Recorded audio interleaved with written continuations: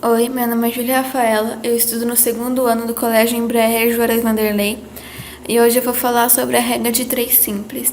A regra de três simples são situações que envolvem grandezas proporcionais, com quatro valores, sendo um deles desconhecido. Então, por isso é necessário interpretação, porque é importante para você identificar os valores e as grandezas na situação que for apresentada. Eu vou ler uma aqui agora. Um muro de 12 metros foi construído utilizando 2.160 tijolos. Caso queira construir um muro de 30 metros nas mesmas condições do anterior, quantos tijolos serão necessários? Vamos montar uma espécie de tabela. Quais são as duas grandezas apresentadas? Grandezas é tudo que pode ser medido, pesado, contado. Então, as duas grandezas apresentadas são os metros e os tijolos. Vamos completar essa tabela. 12 metros são necessários 2.160 tijolos. Mais de 30 metros. Quantos tijolos são necessários? Aqui está o nosso X. Aqui nesse caso, as grandezas são diretamente proporcionais. Mas como a gente pode saber se são diretamente proporcionais mesmo? Vamos pensar aqui.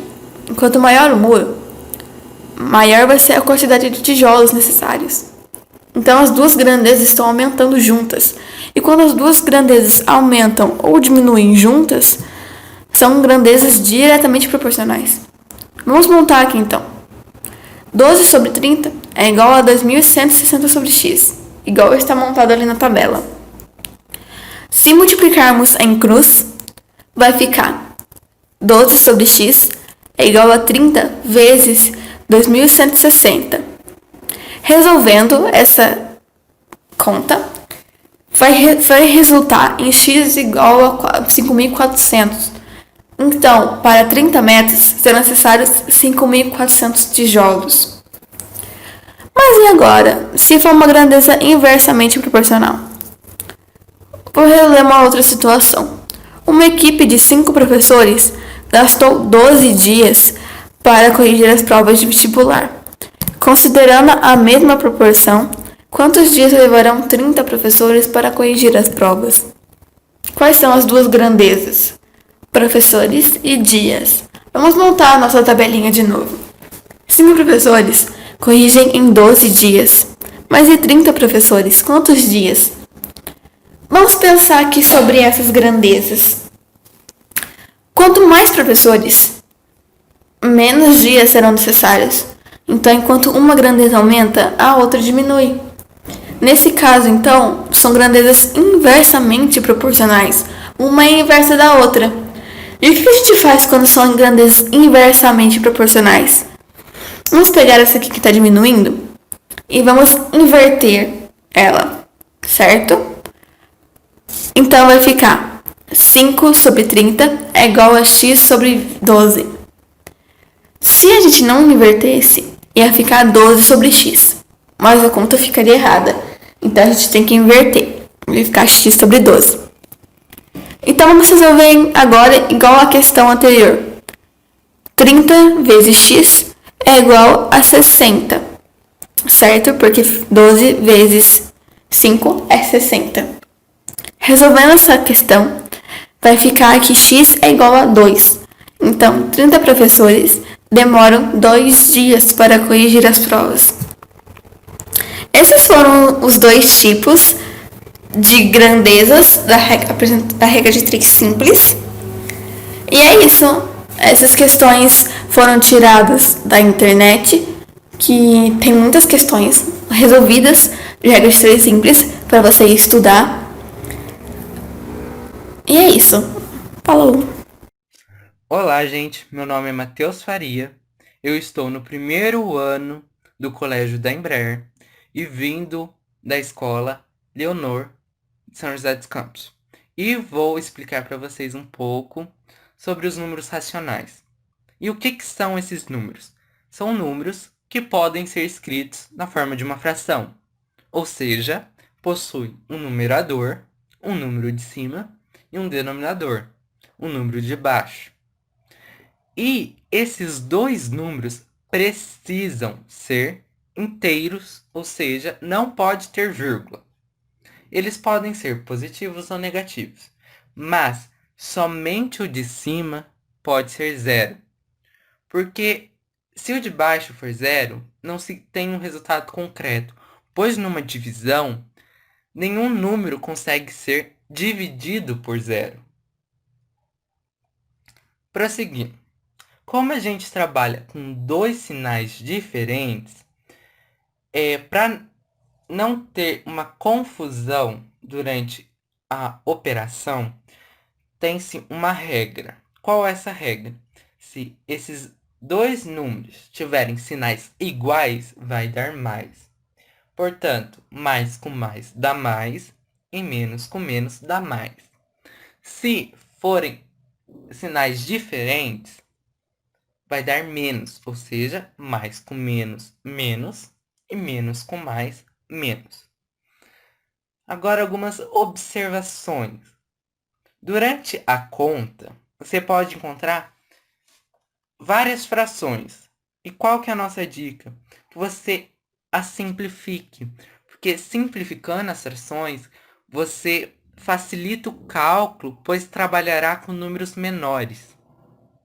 E se, numa multiplicação e numa divisão, você encontrar números decimais, transforme-os também em frações, porque você vai trabalhar com números exatos, facilitando o seu entendimento, a sua compreensão da conta que você vai estar fazendo.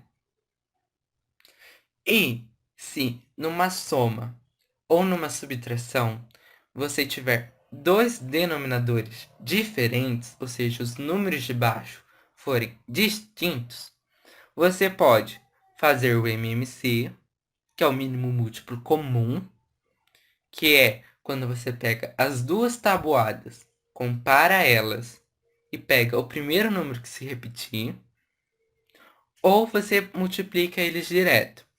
Essa segunda técnica é utilizada principalmente com os números primos. E o que você vai fazer com esse número que você arranjou?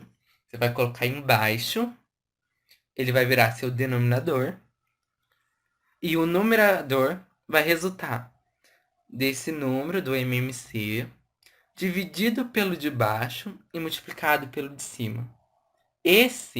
O resultado disso é o seu novo numerador. E por fim, quando você se depara com diversas operações juntas, ou seja, uma conta muito grande, qual que é a ordem para você fazer esses cálculos? A ordem é a seguinte: primeiro, você tem que pensar na potência, da raiz, na radiciação, no caso, e os números entre parênteses. É a primeira coisa que você tem que fazer. Depois, você pensa na multiplicação, na divisão e os colchetes. E, por fim, nas últimas contas, você faz a adição, a subtração e o que tiver em chaves. Então é isso, gente. Esse é o resumo dos números racionais.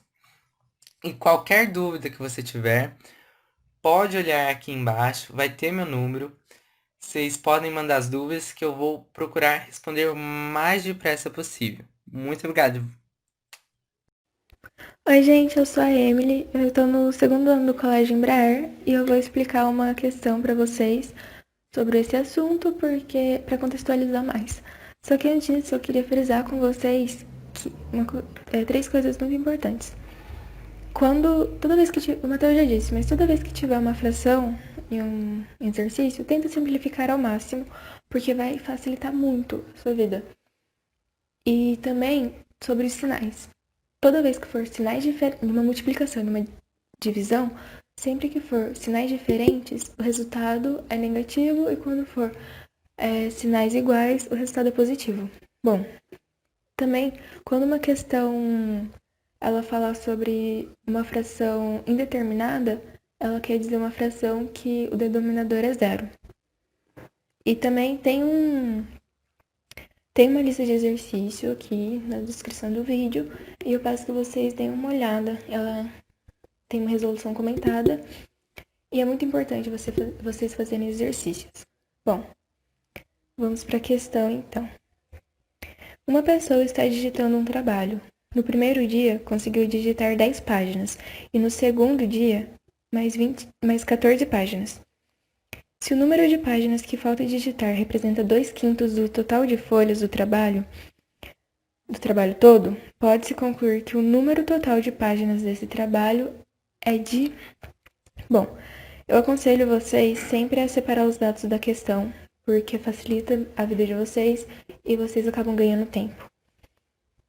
No primeiro dia foram 10 páginas, no segundo 14 páginas. E faltam 2/5 do total, ou seja, 2/5 de x, que é igual a 2/5 vezes x. As 24 páginas lidas, elas correspondem a 3/5 do total, ou seja, 3/5 de x. Então, nós temos que 24 é igual a 3 sobre 5 vezes x. E multiplicando os dois lados da equação por 5, nós temos que 120 é igual a 3x. E aí, para isolar o x, nós dividimos os dois lados da equação por 3. Então, dá 120 sobre 3, que é igual a x. Ou seja, x é 40. O total de páginas foram 40 páginas.